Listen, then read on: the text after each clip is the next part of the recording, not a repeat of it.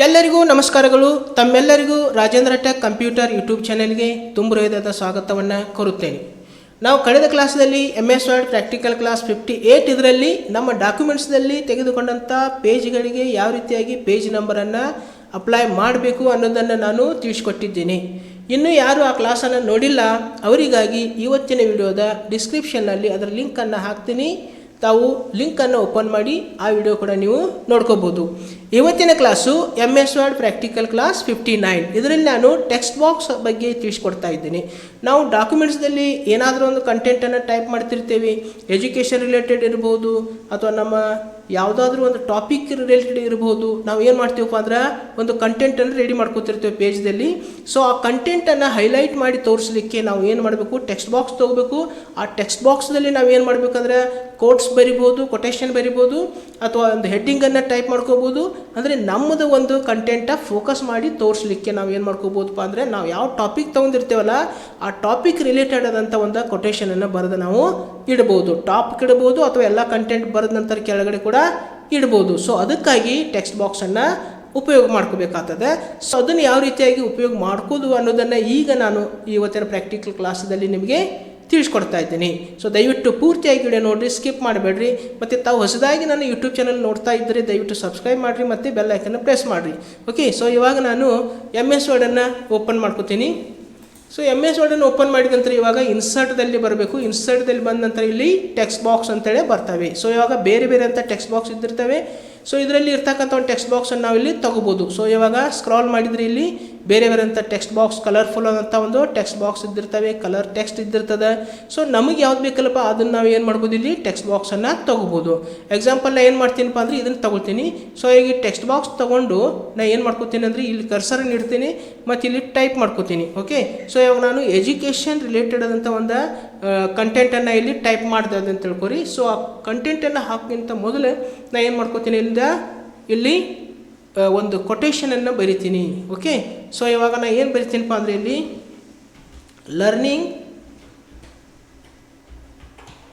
Learning is continuous. Okay, learning is continuous process. Learning is continuous process. Okay, so ಈಗ ನಾನು ಏನು ಮಾಡಿದ್ದೀನಪ್ಪ ಅಂದ್ರೆ ಈಗ ಒಂದು ಹೆಡ್ಡಿಂಗನ್ನು ಕೊಟ್ಟಿದ್ದೀನಿ. ಓಕೆ, ಒಂದು ಕಂಟೆಂಟ್ ನಾನು ಏನು ಬರಿಬೇಕಾಯ್ತು, ಈಗ ಎಜುಕೇಷನ್ ರಿಲೇಟೆಡ್ ಏನು ಬರಿತಾ ಇದ್ದೇನಲ್ಲ, ಟೈಪ್ ಮಾಡ್ತಾ ಇದ್ದೇನಲ್ಲ, ಅದಕ್ಕೆ ನಾನು ಟಾಪ್ದಲ್ಲಿ ಏನು ಕೊಟ್ಟಿದ್ದೇನಪ್ಪ ಅಂದ್ರೆ ಲರ್ನಿಂಗ್ ಈಸ್ ಕಂಟಿನ್ಯೂಯಸ್ ಪ್ರೋಸೆಸ್ ಒಂದು ಹೈಲೈಟಾಗಿ ನಾನು ಇದನ್ನು ತೋರಿಸ್ತಾ ಇದ್ದೀನಿ. ಸೊ ಈಗ ಅದನ್ನು ಸೆಲೆಕ್ಟ್ ಮಾಡ್ಕೋತೀನಿ. ಸೆಲೆಕ್ಟ್ ಮಾಡಿದ ನಂತರ ನಾವು ಎಲ್ಲಿ ಬರಬೇಕು ಅಂದರೆ ನಾವು ಇಲ್ಲಿ ಫಾಂಟ್ ಚೇಂಜ್ ಮಾಡ್ಕೋಬೇಕಾಗ್ತದೆ. ಇಲ್ಲಿ ಹೋಮ್ದಲ್ಲಿ ಬಂದು ಫಾಂಟ್ದಲ್ಲಿ ಹೋಗಿ ನಾನು ಈಗ ಏರಿಯಲ್ ಬ್ಲ್ಯಾಕನ್ನು ಹಾಕಿದ್ದೀನಿ. ಸೊ ಆಗ ಸೈಜನ್ನು ಕೂಡ ನಾನು ಏನು ಮಾಡ್ಕೋಬೋದು, ಇಲ್ಲಿ ಜಾಸ್ತಿ ಮಾಡ್ಕೋಬೋದು. ಸೈಜ್ ಜಾಸ್ತಿ ಮಾಡಿದ ನಂತರ ನಾವು ಏನು ಮಾಡ್ಕೋಬೋದಪ್ಪ ಅಂದರೆ ಇದನ್ನು ಈ ಪ್ರಕಾರ ಡ್ರ್ಯಾಗ್ ಮಾಡ್ಕೋಬೋದು.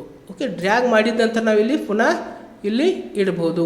ಓಕೆ, ಸೊ ಇಟ್ಟ ನಂತರ ಇನ್ನು ನಾವು ಮತ್ತೆ ಏನು ಮಾಡ್ಬೋದಪ್ಪ ಅಂದರೆ ಇಲ್ಲಿ ಡ್ರಾಯಿಂಗ್ ಟೂಲ್ಸ್ ಬರ್ತದೆ. ಸೊ ಇಲ್ಲಿ ಬಂದು ನಾವು ಏನು ಮಾಡ್ಕೋಬೋದು, ಇಲ್ಲಿ ಕಲರನ್ನು ಫಿಲ್ ಮಾಡ್ಕೋಬೋದು. ಸೇಪ್ ಕಲರನ್ನು ಇಲ್ಲಿ ಏನು ಮಾಡ್ಕೋಬೋದು, ಫಿಲ್ ಮಾಡ್ಕೋಬೋದು. ಓಕೆ, ಸೊ ಇವಾಗ ನಾನು ಏನು ಮಾಡಿದ್ದೀನಪ್ಪ ಅಂದರೆ ಇಲ್ಲಿ ಸೇಪ್ ಕಲರನ್ನು ಫಿಲ್ ಮಾಡಿದ್ದೀನಿ.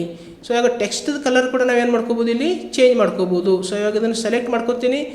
ಓಕೆ, ಸೆಲೆಕ್ಟ್ ಮಾಡಿದ ನಂತರ ಇಲ್ಲಿ ಹೋಗಿ ಟೆಕ್ಸ್ಟ್ ಕಲರ್ ಕೂಡ ನಾವೇನು ಮಾಡ್ಕೋಬೋದು, ಇಲ್ಲಿ ಚೇಂಜ್ ಮಾಡ್ಕೋಬೋದು. ಓಕೆ, ಇದನ್ನು ಚೇಂಜ್ ಮಾಡಿದ್ದೀನಿ. ಆಮೇಲೆ ಮತ್ತೆ ಏನು ಮಾಡ್ಕೋಬೋದು, ಇಲ್ಲಿ ಟೆಕ್ಸ್ಟ್ ಎಫೆಕ್ಟ್ದಲ್ಲಿ ಬಂದು ಟ್ರಾನ್ಸ್ಫಾರ್ಮ್ದಲ್ಲಿ ಬಂದು ನಮ್ಗೆ ಯಾವ ಸ್ಟೈಲ್ ಬೇಕಲ್ಲ ಆ ಸ್ಟೈಲನ್ನು ಇಲ್ಲಿ ಹಾಕ್ಬೋದು. ಓಕೆ, ಸೊ ಇದನ್ನು ಟೆಕ್ಸ್ಟ್ ಬಾಕ್ಸನ್ನು ನಾವೇನು ಮಾಡ್ಕೋಬೇಕಾಗ್ತದೆ, ಈ ಪ್ರಕಾರವಾಗಿ ಯೂಸ್ ಮಾಡ್ಕೋಬೇಕು. ಓಕೆ,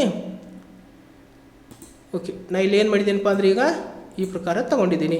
ಈ ಟೆಕ್ಸ್ಟ್ ಬಾಕ್ಸನ್ನು ನಾವು ಈ ಪ್ರಕಾರ ಇಲ್ಲಿ ಯೂಸ್ ಮಾಡ್ಕೋಬೋದು. ಓಕೆ, ಸೊ ಇದೊಂದು ಟೆಕ್ಸ್ಟ್ ಬಾಕ್ಸನ್ನು ತೊಗೊಂಡಿದ್ದೀನಿ, ಕಲರ್ ಫಿಲ್ ಮಾಡಿದ್ದೀನಿ ಮತ್ತು ಇಲ್ಲಿ ಟೆಕ್ಸ್ಟನ್ನು ಬರೆದ ಇಟ್ಟಿದ್ದೀನಿ. ಸೊ ಈಗ ಮತ್ತೊಂದು ಏನು ಮಾಡ್ತೀನಪ್ಪ ಅಂದರೆ ಇಲ್ಲಿ ಇನ್ಸರ್ಟ್ದಲ್ಲಿ ಹೋಗ್ತೀನಿ, ಮತ್ತೊಂದು ಟೆಕ್ಸ್ಟ್ ಬಾಕ್ಸನ್ನು ತೊಗೋತೀನಿ, ಬೇರೆ ಅಂತ ಟೆಕ್ಸ್ಟ್ ಬಾಕ್ಸನ್ನು ತೊಗೋತೀನಿ ಇಲ್ಲಿ. ಸೊ ಇವಾಗ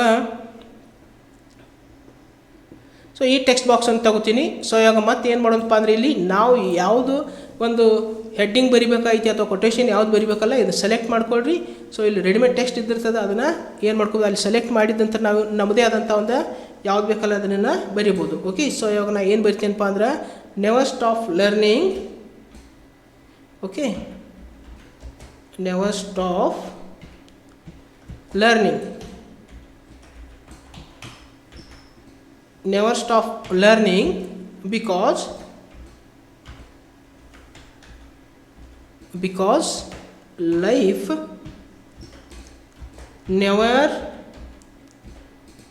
life never stops teaching. Okay, life never stop teaching. ನಾ ಇಲ್ಲಿ ಏನು ಮಾಡ್ತೀನಿ, ಇದಕ್ಕೆ ಫುಲ್ ಪಾಯಿಂಟ್ ಕೊಡ್ತೀನಿ. ಓಕೆ, ಸೊ ಇವಾಗ ನಾ ಏನು ಮಾಡ್ತೀನಪ್ಪ ಅಂದರೆ ಇಲ್ಲಿ ಸೆಲೆಕ್ಟ್ ಮಾಡ್ಕೋತೀನಿ. ಸೆಲೆಕ್ಟ್ ಮಾಡ್ಕೊಂಡು ಮತ್ತೆ ಪುನಃ ಏನು ಮಾಡ್ತೀನಿ, ಇಲ್ಲಿ ಫಾಂಟನ್ನು ಚೇಂಜ್ ಮಾಡ್ಕೋತೀನಿ. ಏರಿಯಲ್ ಬ್ಲ್ಯಾಕ್ ತೊಗೋತೀನಿ ಮತ್ತು ಇಲ್ಲಿ ಸೈಜನ್ನು ಕೂಡ ಜಾಸ್ತಿ ಮಾಡ್ಕೋತೀನಿ. ಓಕೆ, ಸೈಜ್ ಜಾಸ್ತಿ ಮಾಡ್ಕೊಂಡ ನಂತರ ಇಲ್ಲಿ ಅಲೈನ್ಮೆಂಟ್ ಸೆಂಟ್ರ್ ಕೊಡ್ತೀನಿ. ಅಲೈನ್ಮೆಂಟ್ ಸೆಂಟ್ರ್ ಕೊಟ್ಟ ನಂತರ ಏನು ಮಾಡ್ಕೋಬೇಕಪ್ಪ ಅಂದರೆ ಇನ್ನೊಂದು ಸ್ವಲ್ಪ ಏನು ಮಾಡ್ಕೋತೀನಿ, ಇಲ್ಲಿ ಸೈಜನ್ನು ಜಾಸ್ತಿ ಮಾಡ್ತೀನಿ. ಓಕೆ, ಈ ಪ್ರಕಾರ ನಾವು ಜಾಸ್ತಿ ಮಾಡಿದ ನಂತರ ನಾವು ಮತ್ತೆ ಪುನಃ ಏನು ಮಾಡ್ಕೋಬೋದು, ಇಲ್ಲಿ ಈ ಪ್ರಕಾರ ಡ್ರ್ಯಾಗ್ ಮಾಡ್ಕೋಬೋದು. ಓಕೆ, ಸೊ ಡ್ರ್ಯಾಗ್ ಮಾಡ್ಕೋಬೋದು. ಸೊ ಇವಾಗ ಮತ್ತೆ ಇದಕ್ಕೂ ಕೂಡ ನಾವು ಏನು ಮಾಡ್ಬೋದು, ಇಲ್ಲಿ ಡ್ರಾಯಿಂಗ್ ಟೂಲ್ಸ್ದಲ್ಲಿ ಬಂದು ಸೇಪ್ ಫಿಲ್ಲನ್ನು ಮಾಡ್ಕೋಬೋದು. ನಮಗೆ ಬೇಕಾದಂಥ ಸೇಪನ್ನು ಫಿಲ್ ಮಾಡ್ಕೋಬೋದು ಇಲ್ಲಿ. ಓಕೆ, ಸೊ ಇವಾಗ ನಾನು ಇದಕ್ಕೆ ಯೆಲ್ಲೋ ಕಲರನ್ನ ಫಿಲ್ ಮಾಡಿದ್ದೀನಿ. ಓಕೆ, ಇವಾಗ ನಾನು ಏನು ಮಾಡ್ತೀನಪ್ಪ ಅಂದ್ರೆ ಇದಕ್ಕೆ ಡಬಲ್ ಕೊಟೇಶನ್ ಹಾಕ್ತೀನಿ.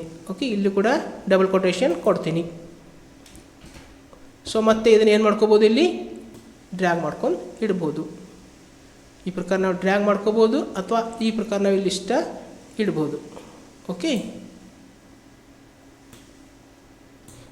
ಸೊ ಇದು ಟೆಕ್ಸ್ಟ್ ಬಾಕ್ಸನ್ನು ನಾವು ತಗೋಬೇಕಾಗ್ತದೆ. ನಮ್ಮ ಒಂದು ಡಾಕ್ಯುಮೆಂಟ್ಸ್ದಲ್ಲಿ ಒಂದು ಟೆಕ್ಸ್ಟನ್ನು ನಾವು ಯಾವ ಕಂಟೆಂಟನ್ನು ಟೈಪ್ ಮಾಡಿದೇವಲ್ಲ ಅದನ್ನು ಹೈಲೈಟ್ ಮಾಡಿ ತೋರಿಸ್ಬೇಕಾದ್ರೆ, ಫೋಕಸ್ ಮಾಡಿ ತೋರಿಸ್ಬೇಕಾಗಿತ್ತಂದ್ರೆ ಯಾವುದಾದ್ರೂ ಒಂದು ಕೊಟೇಶನನ್ನು ಬರಿಬೋದು, ಒಂದು ಹೆಡ್ಡಿಂಗನ್ನು ಬರಿಬೇಕಾದ್ರೆ ನಾವೇನು ಮಾಡ್ಬೋದಪ್ಪ ಅಂದರೆ ಇಲ್ಲಿ ಇನ್ಸರ್ಟ್ದಲ್ಲಿ ಹೋಗಿ ಟೆಕ್ಸ್ಟ್ ಬಾಕ್ಸನ್ನು ಉಪಯೋಗ ಮಾಡ್ಕೋಬೋದು. ಓಕೆ, ಸೊ ಇವತ್ತಿನ ಈ ಒಂದು ಟೆಕ್ಸ್ಟ್ ಬಾಕ್ಸ್ ಕುರಿತು ಹೇಳಿದಂಥ ಕ್ಲಾಸ ತಮಗೆ ಇಷ್ಟ ಆದರೆ ದಯವಿಟ್ಟು ಲೈಕ್ ಮಾಡಿರಿ.